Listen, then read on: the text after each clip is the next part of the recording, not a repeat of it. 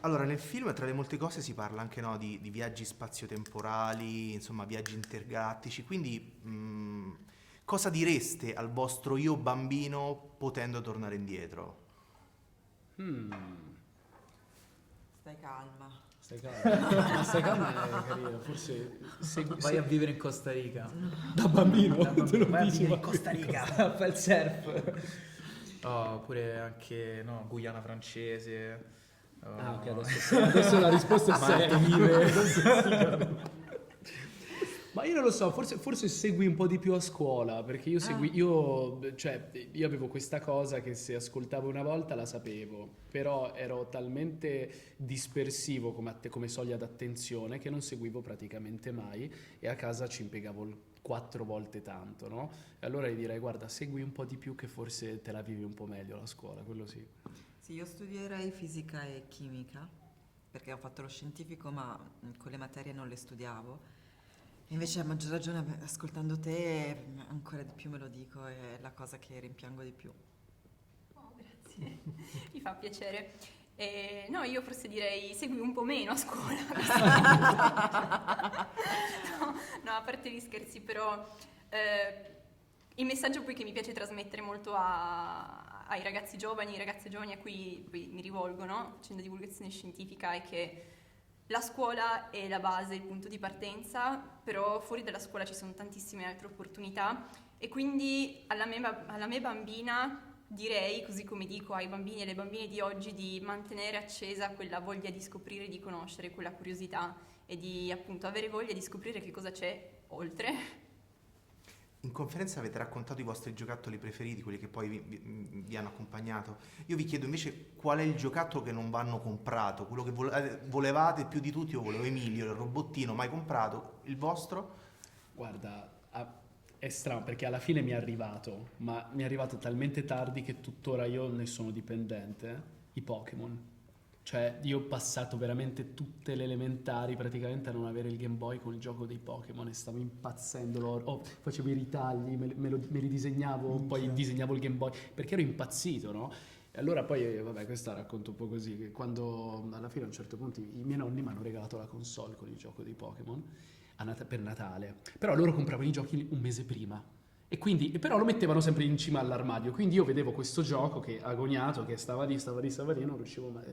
Insomma, arriva Natale, lo scarto, io pensavo ci fosse Pokémon giallo, che lo volevamo tutti, Pokémon Pinball, il biliardino dei Pokémon. No. In console ho dovuto aspettare Pasqua per avere il Pokémon blu alla fine. Che chi non c'è cresciuto dice ma che cosa sta dicendo, sta impazzendo, però chi si ricorda quella fase del Game Boy Color con tutte ste cartucce può capire la mia sofferenza. È arrivato, ma è arrivato talmente tardi e male che per me è rimasto ancora qua. Guarda, io ti dico 3 chicche. Allora, da piccoli mi vedevo le tartarughe ninja e non mi hanno mai regalato le tartarughe ninja. Cioè, i pupazzetti per le tartarughe ninja. Quindi mettevo la bandana ai soldatini e facevo finta che erano tartarughe ninja. Tu mi capisci? Mi capisci? È la mia solidarietà, sì. Vabbè. E poi c'avevo i diari della Maui, per fortuna, con gli squali che surfano.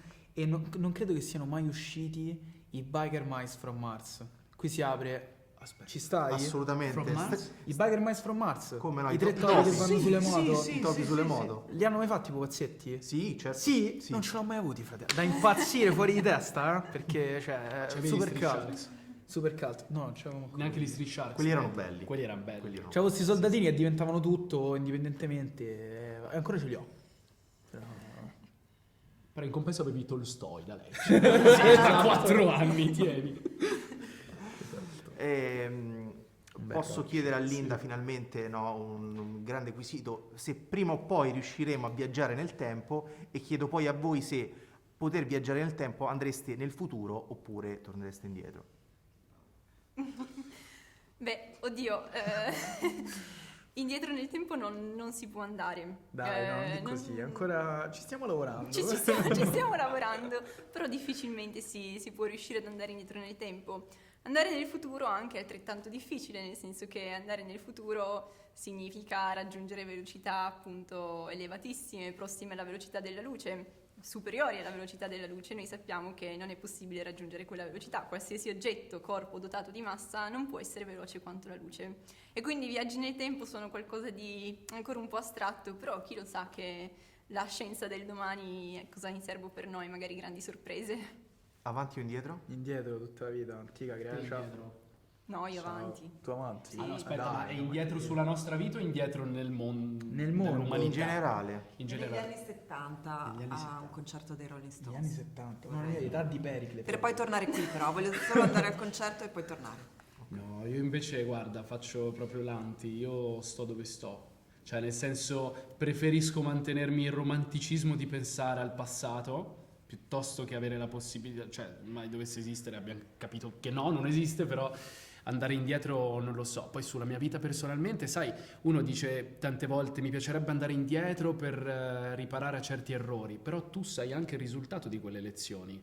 Quindi se tu cancelli gli errori, cancelli te stesso in un qualche modo e quindi si crea un paradosso Oh, ma poi te umano. sei entrato... Sì, ma è lei sei perché entrato nel personaggio, dice delle eh? risposte incredibili. Sei quindi io entrato non nel posso essere personaggio, onesto. sei entrato nel Sto personaggio. dentro. Bravo.